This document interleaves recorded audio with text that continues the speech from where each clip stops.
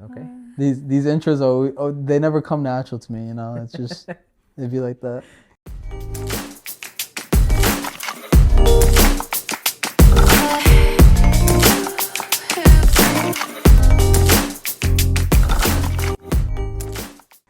All right, welcome everyone to Bound Together episode 11. Wow, first one of the year that we record. But first thing I want to say is Happy Valentine's Day when this will be dropping. So I don't know if you guys want to say Happy Valentine's Day. Yeah, Happy Valentine's Day. We're really excited to have this episode. And I think this is our first episode as husband and wife. So This is exciting. Yeah, congrats to the newlyweds. You know, obviously, before we start, I just want to say, obviously, and I've told you guys time and time again, thank you for obviously the opportunity of allowing me to be there for your special day. You know, it was obviously very special for me to represent my family and obviously to be there and celebrate you guys, and to obviously get to know Anita's country was also very special to see the culture, and it was very beautiful, and I'm glad I got to be a part of it. So I just want to say thank you for that. And just that I hope that God, you know, blesses you guys and, you know, continues to take you on your journey, and obviously not only blesses you guys, but blesses your family. You know, obviously brothers, sisters, regardless of whatever you guys have in your life, you know. So I just want to say thank you for that, and obviously. Thank you for coming. Yeah. Of course. No, it was a true honor, and I really enjoyed our time, especially even the wedding day. You helped me out a lot. Yeah. To keep myself distracted, and obviously it was fun hanging out with you. So no, it was my job. You know, Anita gave me a very specific job, and it was entertain Andre. Not entertain. She didn't say that. She said distract Andre so that he doesn't get nervous. And I was like, okay, maybe I am the perfect guy for this. We worked out the day of the wedding, right? Yeah. The day of the wedding. Me and Andre hit some chest and buys. So I got him a nice pump for his wedding. And I think the funny thing was that I think it was like 2 days after, he was like, dude, I'm feeling it. I was like, dude, I got sore because you made me do some things I've never done before, like some weird workouts, and I was like, all right, this is nice because I've never hit these muscle groups. But I was did you like it? No, I liked it for sure. Yeah, that was nice. Hey, shout out to Andre. Andre Torres, if you're listening to this, shout out to you because I'm doing your workouts. So thank you. Let's just start. I mean, obviously, Andre and Anita Larea. How's it feel? Amazing. Yeah? I'm super happy. Yeah? Super happy. Well, the whole week. Since we left, like, U.S. to Costa Rica, everything was, like, fantastic.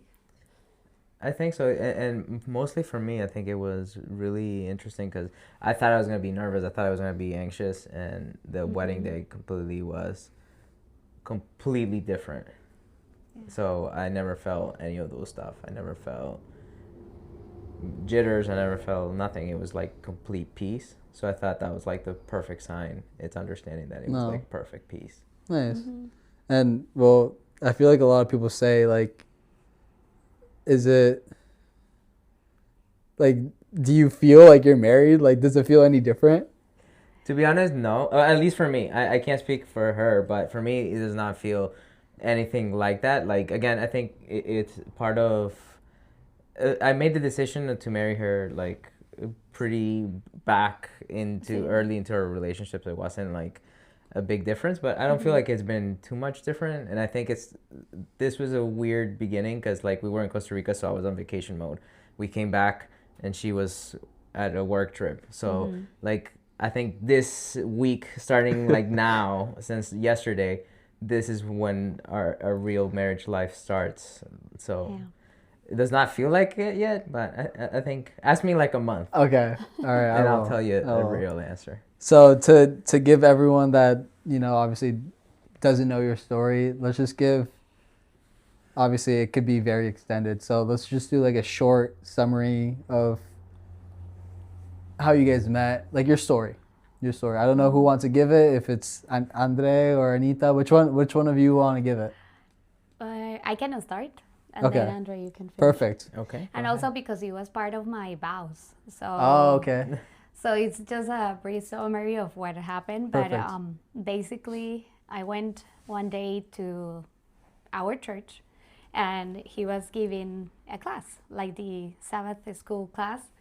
And I remember that day that I said, "Hey, he's nice." Like, but also I was like in that new church, and I wanna learn everything. So I was like taking notes about everything, and I said like, "Oh, I need to go back and see if what he's saying is right, right?" So it was really nice, and it was like in 2000. I remember.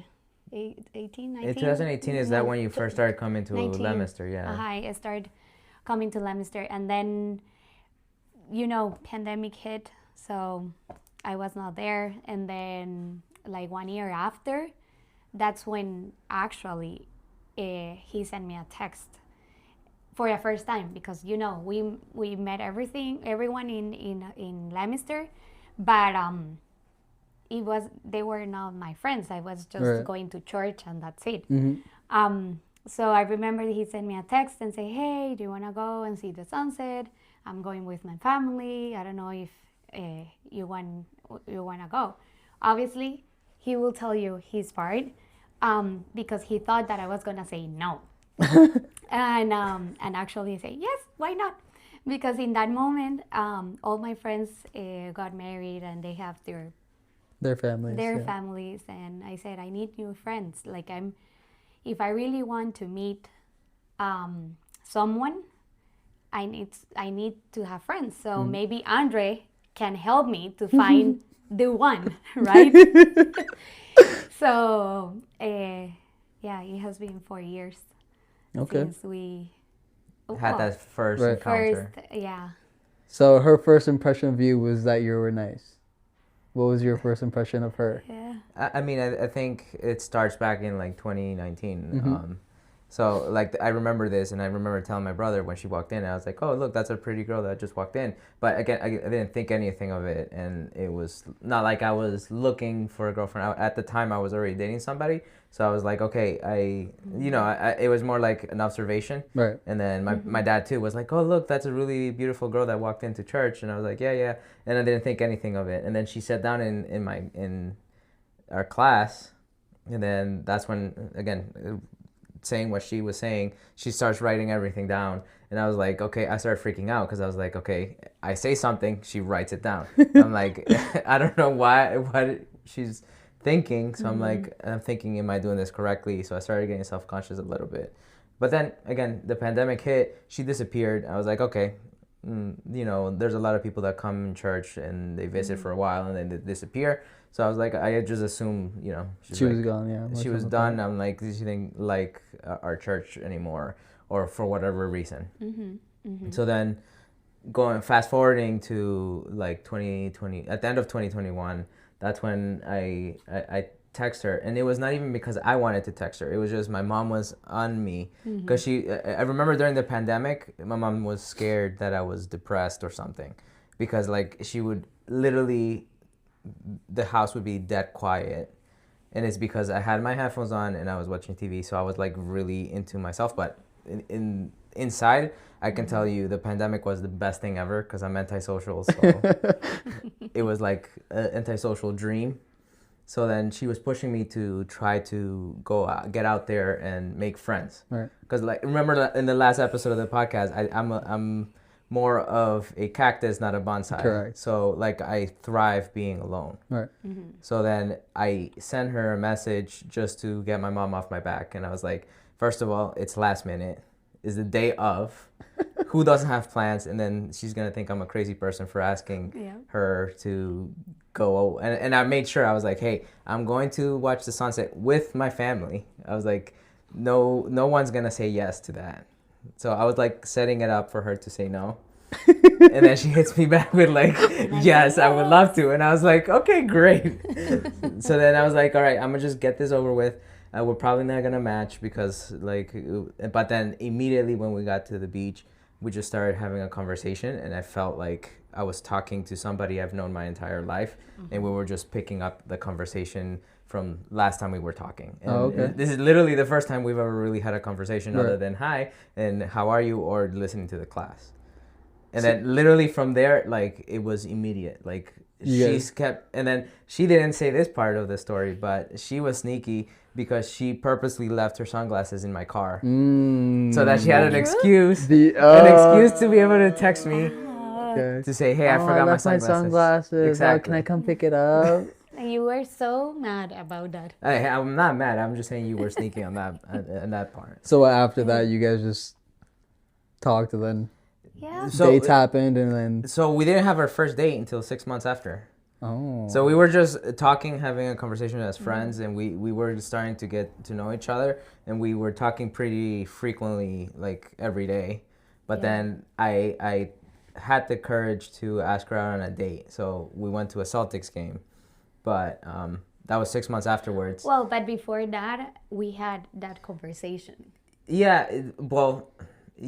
when I asked you for the first I know date, that no. maybe you will ask about that, but eventually I will let you know. When I start talking to him, well, after 6 months, obviously you want to know like the intentions. the yes. intentions. Uh-huh. So obviously we had a very tough conversation, and I said, okay, two options here. He will say yes, or he will leave, because it's weird. Like a woman will go and Be say, straightforward. "Oh, be Right. straightforward." Exactly.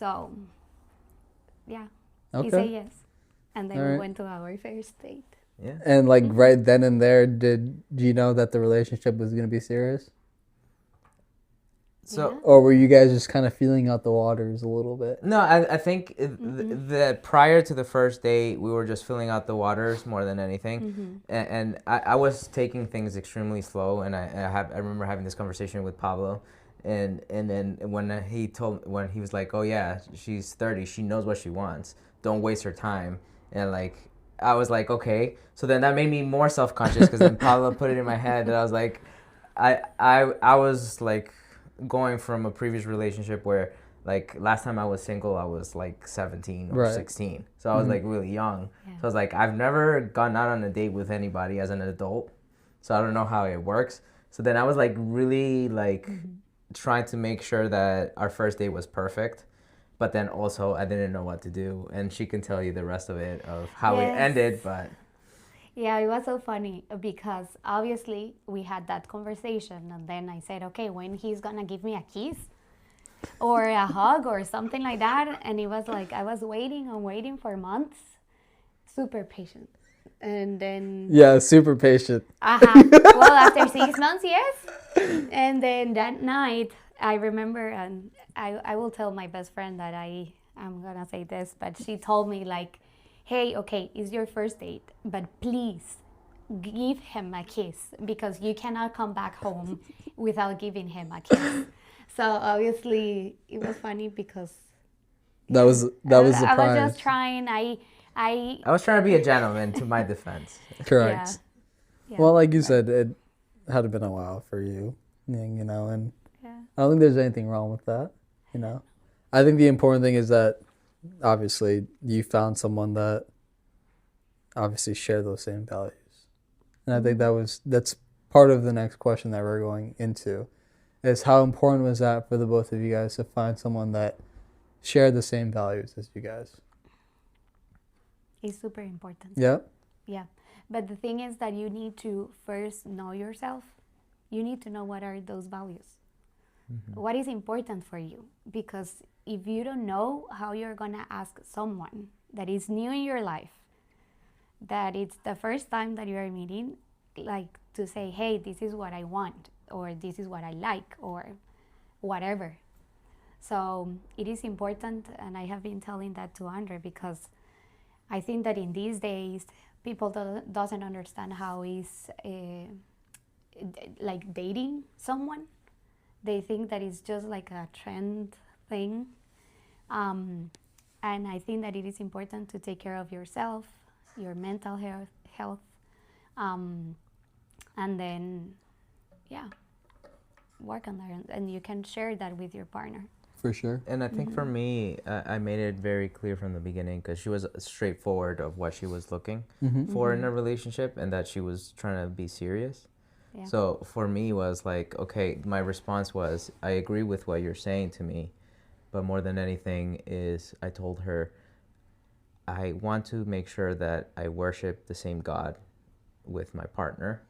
And not only that, but I think we studied about the uneven yoke of what is said in the Bible about having an uneven yoke and what that really means. And a lot of people have a misconception of what that uneven yoke is. Right. That it's just you have to have the same religion. And I told her it goes way further than that.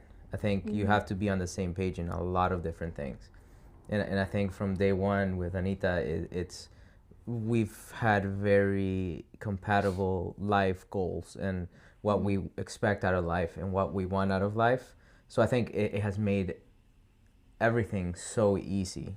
So like I told her, I learned that in life you can't force things. So if you are trying to navigate through life and trying to do things, whether it's a relationship or anything that you need to decide in life, ask God. And if the door's open, that means it's for you. And that's how you know it's coming from God, is if you can hear Him open things for you. And if you hit a wall and you run into something that a door is closed, that's for a reason. So when you force things, because sometimes you can force things in life, right, and force things to open up for you, but then that's when mistakes start to happen and things happen in such a way that it just makes things in life a lot messier.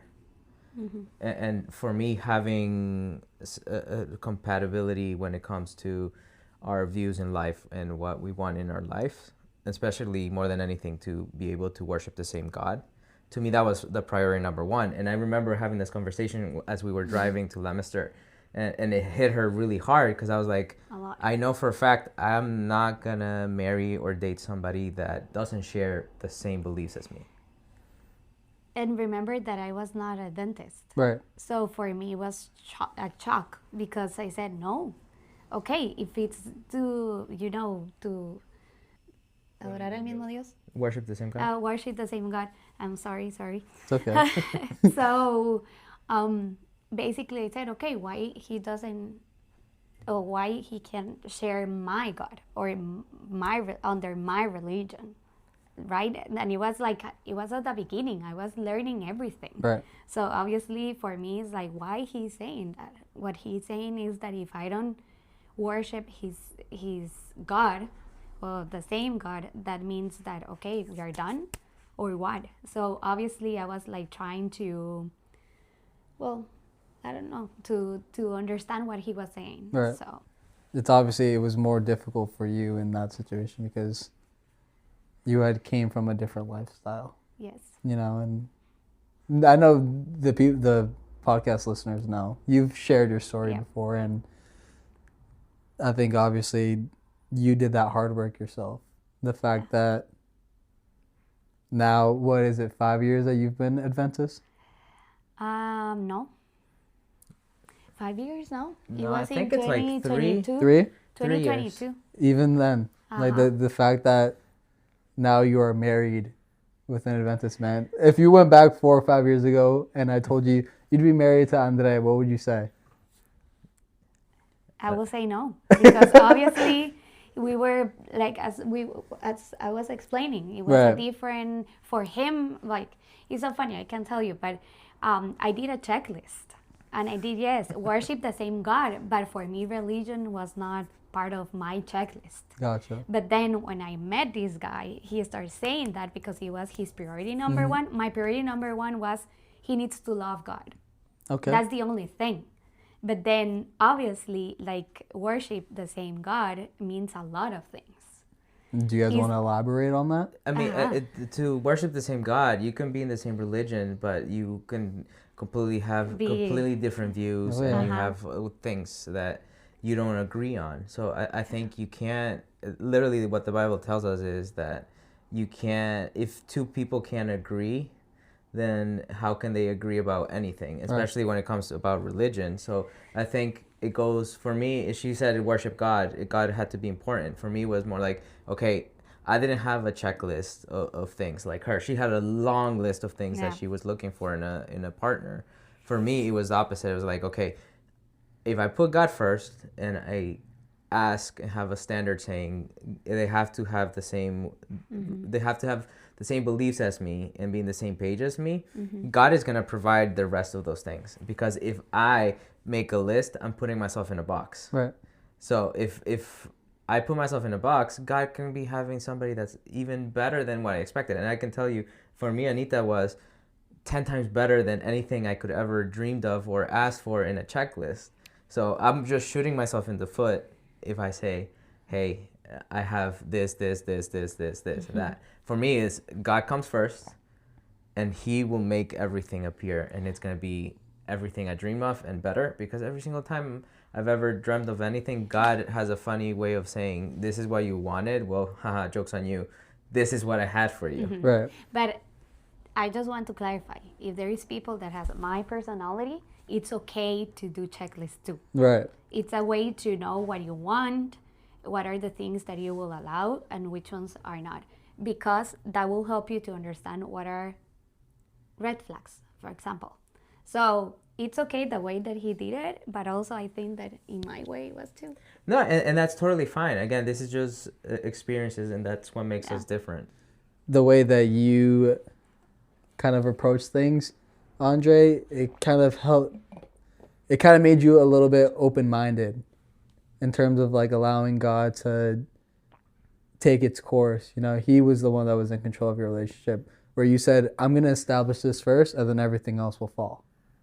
That's truly right there, trusting in God's timing. You know, and that's what you really need to do in order to find someone of significant, like a significant other, is allow God to say, all right, I'm going to be in control. Like, I'm going to find the person for you, and kind of just put your hands up and just be like, okay, like, God, you take control.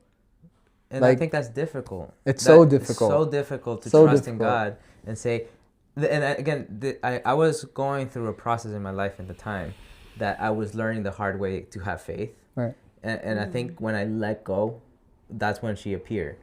And that's God's humor is to, right when you learn the lesson of saying, hey, I need to have faith and let things go. Right. And maybe this is my point of view. Her point of view was making the checklist of testing God, because you have in one aspect testing God, saying, this is what I'm looking for. Can you help me? Surrendering that to God. While I was in the other aspect, we're saying, it's like, you know what, God, up to this point, everything I do, I screw up. So I'm just letting it, putting everything in your Right. hands. You deal with it and do whatever you want with it. And then boom, she appeared.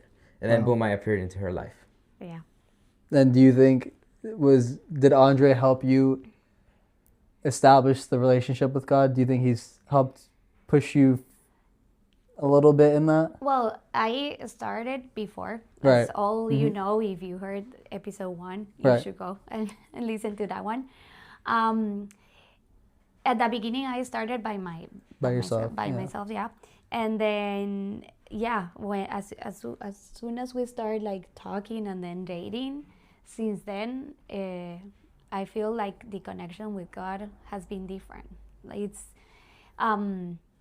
it's different because I feel that he knows a lot of things that I don't know, but also the way that I see things from, like, let's say fresh eyes also help him to see things that he has been studying for years. Right. It's like a different perspective and kind of. Okay. And I think that's the beautiful part of it is, well, the thing that I want to teach her is to have a personal relationship with God first. Yes. And then second, for us to have a relationship with God as well. So Right. I always tell her, I want God to be the center of everything we do. And even from the moment we decided to get married, I always said, hey, I want to make sure that our wedding, the wedding is just a day, Right. like any other day. Like from that moment on, the start of our marriage, that's when things matter. That's the marriage right there. Exactly. Yeah. So for me was saying, okay, how can we make sure that God comes first? And it's me making the effort to make sure that I always put God first. And then if she does the same thing, we're going to be in a great position. Right. Because if we trust in ourselves and we let God out of it, then that's when things don't go the right way. And for example, even from day one, the first fight we ever had, I told her, hey, I want to be able to learn how to fight with you. And to fight with you means that we need to, whoever is the least mad in the moment, that has to step on and say, let's pray. And that's so difficult. Of course. Because you need to take your ego, put it aside, and say, okay, even though I'm mad and I want to yell or whatever you want, or the way that you express yourself, to say that, it's not easy. No. But as soon as you start praying, it's like you can feel God there. And it will help you to communicate, to say, hey, you know what? I didn't like this. Please, next time, blah blah blah. Or maybe you don't need to say anything. Maybe it's just listen. Right. That's another thing. Listen is super important too. Oh yeah. And it makes you speak without anger, because I feel like sometimes when we fight as humans, we say things we don't mean, and we speak with anger. And I learned from the beginning, if you're putting God first and you're praying, God removes that anger really quick. Yeah. And it makes me not say anything rude or out of hand, because if you're taking that break and stopping and saying, hey, God, come here, and we're inviting you to this conversation, it disarms us a little bit, lowers our rage or whatever we're feeling, or those emotions that are at its peak at that moment. That's when it brings it down to a point where we can have a conversation that is constructive, not With making Right. with respect. And besides prayer, obviously, it's probably the most important thing that, a couple or any type of relationship, like, people can do. What other things did you guys do spiritually to help each other grow? Then, well, now that we are married, we try to. We're reading the Bible. We are reading the Bible the whole year. Okay. Thing. So we are doing that together. Then Family worship. We do our family own worship. Then in the mornings we also have Pray. our. We Pray. start our day by praying. We always say, we wake up, say good morning.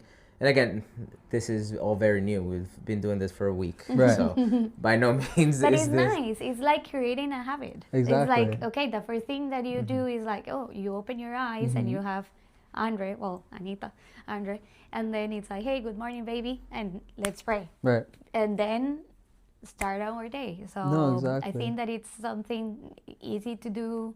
It's you start your day with God, so Right. it's nice for me. It's Right. No, and it creates the habits. Remember in the last episode, that's exactly what I talked about, Right. is taking what you learned from 2025 and applying it moving forward and building on top of it. And that's what it is. I Right. created that habit in 2025, and now that we're starting our marriage, I'm trying to put the same habit and give that habit to her, so that when I forget one morning, she's the one that stops me and say, hey, let's pray, or hey, we have to read the Bible, or hey, we have to do this. So it's mutual. Yes, God calls me as the man to be the steward of our faith family. and our family, but it's great because I'm planting the seed, and then she's also bringing on the same thing and saying, hey, let's do this. So when I fall short, she's there to catch me, and vice versa. Well, and I think the very important thing is that you guys established that the day of the marriage. Like, I know you said it's just a day, but the fact that you guys started your marriage having God be the center of your relationship, it's what's pushing you guys right now. Think about it. Imagine you guys just had a regular wedding without inviting God. Yeah. And that's part of it. Is You guys might not be praying every single day. You guys might not be doing those steps that you guys are doing to, build a house, a house where you guys want God to be the center of, and obviously, like, if God permits it, like, have children, like, you guys want to establish that as a family. Like, and I think that's a beautiful thing. Like, I mean, think about it. Not a lot of people today, I mean, obviously we're Adventists, but a lot of people nowadays don't invite God to their relationships. And that's very harmful for people our age. That's how you fall, and that's how 50% of marriages fail. And I know you guys, obviously being your friends for a little bit now, I know you guys did, what was it, monthly check-ins. Check-ins. besides those monthly check-ins, did you guys do anything like that, like pre-marriage? Like, did you guys? I don't know if you want to explain to the audience the monthly check-ins and what you guys did, but I mean, I never have seen anyone do that before marriage, and I think that was a beautiful thing. So, if you want to explain that to the audience, Sure. You want to explain it? Sure. I mean, I can start and you can Yeah. take over after. But I think the monthly check-ins were from a place where I've always told her one of my biggest fear is to have a mediocre relationship, because it's so easy for you to fall into the habits of being mediocre, like just going through the motions of work, come back, work, go on a date, do this, and then you kind of forget the whole purpose of it. So I told her, hey, I really want to be married to you and be part of that 50%, but go above that and say, I don't want to just be married to you 30 years from now, but I also want to be happily married to you. Meaning that I want you to feel like I listen to you, and that you also make me feel like I listen to me, like I'm being listened to. So what we do is, like, I saw this from one of the books that I read about relationships, and it said, okay, set up a specific time, have this 5 questions. So it's not like, I think we're at 6 questions at this point. You can make your own version of it. So, but basically what we ask is basic questions, but we ask that we are extremely honest, and we know that whatever we say stays in that conversation. And 2, we pray. And 3, we make sure that we're honest to the point where, like, okay, if I hurt or bruise your ego a little bit, know that I'm doing it because I love you and not because I want to hurt you. right? And she has the questions. You can read those questions. I can read the questions. Basically, we have been doing this almost a year. Yeah, about a year. So February of last year, that's when we Yeah. started. Okay. So, I'm very organized. So we created a Google calendar, a shared calendar. So we put everything there. This is, my friends told me, hey, you should do this. So it's a very good idea. And it's been working. Yes. Yeah. And basically there we put, like, at the beginning of each month, we try to put to have that space. It could be here in the house. We can go Out and to have a breakfast together, whatever. But we need to say, hey, we need to sit down and have these tough conversation, because sometimes you don't want to have those conversations, exactly. but you need it. Right. So basically, as Andre said, we start with a prayer, and then right now we have 6 questions. The first one is, how do you feel? Basic. How do you feel? Be honest and no judgment. Just in general, or about the relationship? How you feel. It could be about your feelings in the moment, the week, the month. Okay. Whatever Gotcha. you feel. Just, and it's being honest means, like, hey, if you're not feeling a 10, you can say, hey, I'm feeling like a 3 right now, and it's because of X, Y, and Z. And Gotcha. she can't judge me, and I'm being honest, and vice versa. Okay. Then the second question is, what's something I did this month that you liked? So. And that stems from understanding that, sometimes you Assume? No, you assume, yes, but you don't tend to vocalize the things that you like about your partner. Correct. So you kind of take your partner for granted. So I think this is the perfect exercise to remind your partner, hey, you did this, I noticed, and I really appreciate and liked what you did. Okay. So is that giving that shout out? Because the cue that we put the questions is one that might open up some negative feelings, which is how do you truly feel? It can be negative, but then you do a little bit of, you shift gears to make it positive, so that you always do one question that might be a little bit negative, one question that's positive, and so on until the 6th one. Okay. Yeah. The third one is, what's something I could improve for next month? And you start elaborating. Right. And it's so funny because even though you say, well, 6 questions is a fast conversation. No. It could be 1 hour, 1 hour and a half. Yeah, I mean, that's a deep question. Yes. Yeah, because surely. Then 4 is, are your needs being met? Okay. If not, what do you need? So, for example, I'm just giving an example because sometimes people is like, are your needs? I'm very social. Like I need to talk to people. I need to socialize and have those spaces. So for Andre, he's okay. He doesn't need anyone. I can Right. pass months and I'm happy by myself. Yeah, Yeah. he can be in an island and he will be okay. So, for example, maybe 1 month we didn't go anywhere or we didn't spend time with friends. So for me, quality time is really important. And there's been times where, hey, my need is vocalizing, hey, I feel disconnected that we haven't done anything really outside of our normal routine.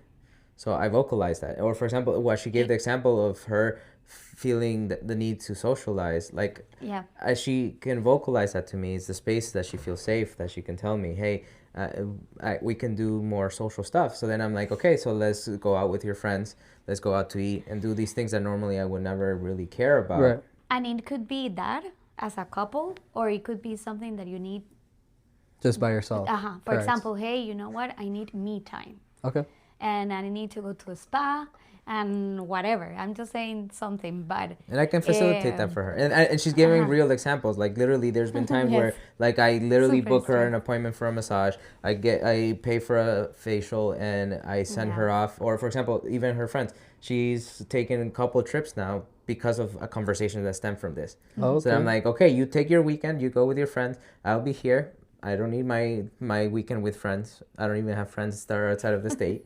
So you go out, I do my own thing, and I respect that. yeah. And So it I stems just- all from this. Right. Again, I just want to clarify that because needs is like, I don't understand Right. what you mean. So it is important to clarify that. Well, I think a lot of people make mistakes that you still need to have individuality in a relationship. Yes. And that is definitely an important one right there, is that Yep. as an individual, you need to say, hey, regardless of how small you think it is, it's very important if you feel that specific type of way. Mm-hmm. So I definitely think that's a great question right there. Yeah. Yeah, it is. Mm-hmm. And then the last two, one is what's something you want to do this month? Whatever you want. Mm-hmm. And then the last one is think hard and list all the things that I did or do for you that you really appreciate. It's part of what I was telling you. You need to know yourself. Right. And maybe in that moment I didn't know that I like when Andre gives me flowers. I realized it in that moment. Mm-hmm. So that's part of the things that I come back and say, hey, you know what? I like when you give me flowers. And for the past 4 So- years, I've been giving her flowers at least once a month. Yeah. So that I've been purposely gone out of my way to make sure she has flowers every month, no matter what it is. And sometimes, like, even when she's not even home because she has so many work trips, like, I still give her flowers and she sees them for maybe 2 days, but I make sure she has those flowers, Right. even if it's for a couple days. Going back to your wedding, what was your favorite memory? Oh, favorite memory. Favorite memory. That's difficult. Okay, so let's say top 3 things. Top 3. Top 3. I think the first one for me, Mm-hmm. to spend the first part of the day with my family, with my parents and my sisters, Mm-hmm. and being there together, it's like worth it. Right. Like, you know, I live here. My family's In Costa far. Rica, yeah. and like being there present and enjoying all together the same thing, for me that was amazing. And I don't want to say more because if not I'm gonna No, cry. you cry. And It's then- okay. You can cry, Anita. No. And then the second one, well, obviously knowing that in that moment I was gonna marry this amazing guy, so obviously I was super happy and I was nervous at the same time, and like I was shaking when I was reading my vows. But I think reading the vows is part of me expressing and showing people the beautiful things that I saw in Andre. Right. And it was like sharing a little bit of how amazing he is. Mm-hmm. So I think that is the second one. And then the third one, what else?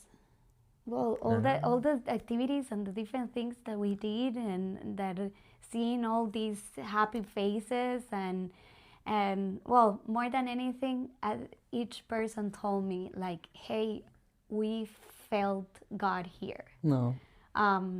So I think that that's part of what God is asking me or us. It's like, with your testimony, people needs to know more about God. Right. So I think that I felt that in that moment, and it was really nice.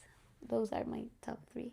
For me, I think, yeah, going on the same line, I think for me was accomplishing what I set out to do, which was to make sure that God was the center of the wedding, because I really want God's blessing. So to me, to be able to achieve that, that was the main thing that I was like, okay, I felt like we were able to accomplish that by the end of the wedding. And then secondly, for me, was the vows. I like when you read the whole thing that you read to me, it made me feel like I was by myself. There was not 100 people behind me.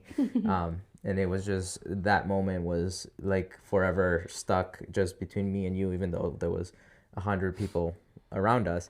And then thirdly, it's the 100 people that were around us. For me, it was feeling very special. I set out to invite the fewer people. My side was fewer, but I set out to invite people, and I sent out to the people that I valued the most.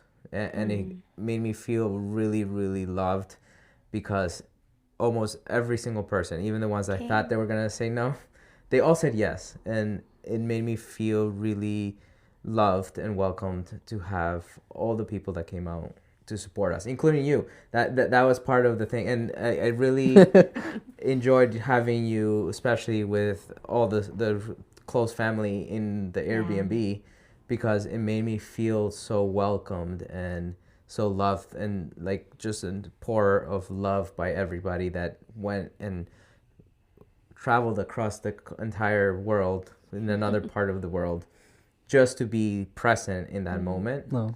So it made me feel really, really loved. I didn't really think that I was going to feel that way until I saw all the support. And for me, that made it really special. Yeah. I love that. It was. Good. I'm happy. I got 3 favorite things that I loved about your wedding too. Oh, you should Tell you us. should tell them. You want me to? Yes. Yes. The first thing, and I said it while we were eating, was how I felt like it was a family vacation for me.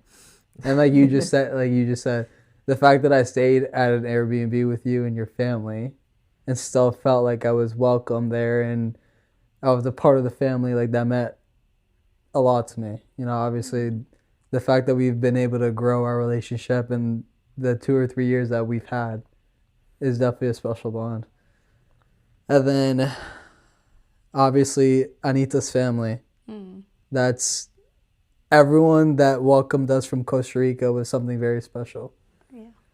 It's beautiful. The fact that, you know, some of them I hadn't even known and they welcomed me with open arms. That's something that's extremely incredible to have. You know, and like I said, it's part of like seeing like my brother and sister get married. Part of it. That's how I felt. And obviously I can't imagine how Pablo feels. But like that's how I felt like when I saw you guys up there. And I think that's the third thing was that, you know, seeing Pablo, like seeing like their emotions, like your family's emotions. Yeah. It's beautiful. Like, and especially like someone like Pablo, where I feel like he doesn't really show his emotions a lot. Seeing him and your parents be vulnerable and allow that side of them to come out, it's something beautiful. It shows their love for you guys. And that's one thing that I will never take for granted, to see that side of them. And I will always say it, Pablo, regardless of how you are as a person. I think that's extremely beautiful to see.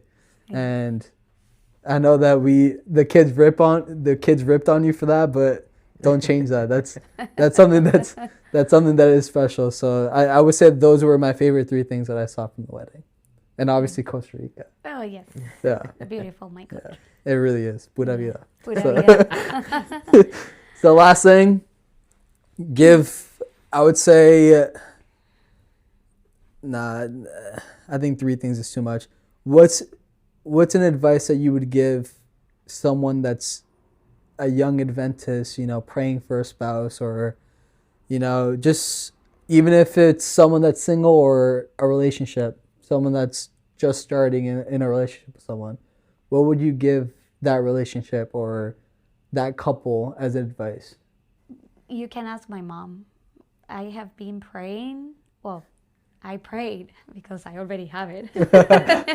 But I prayed for years, for years. Like I always said in my prayers, God, I don't know how he will be, but he's there. So please take care of him.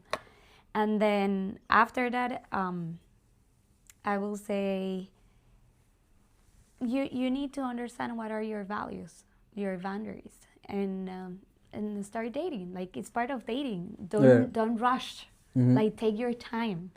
Like maybe you will have a good relationship or maybe not, but you will learn from those relationships, and then it will be in God's timing and not in your time.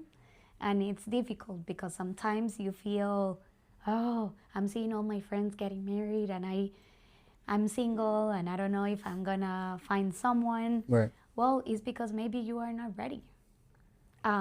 So that's what I'm saying. Just stay positive, keep working on yourself so you can be ready for that spouse that he is taking care of you.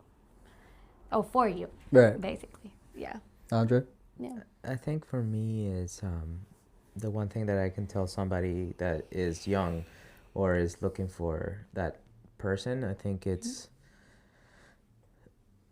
what I said from the beginning. I think it's I wasn't necessarily looking, but if you put God first, test God.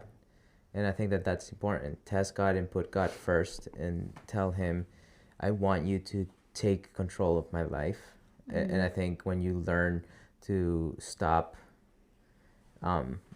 trying to control things and literally exercise your faith, once you start to exercise your faith, you will see that everything, not just in love, is going to just fall into place naturally. And if you truly want to experience that, it's a little nerve-wracking to let go.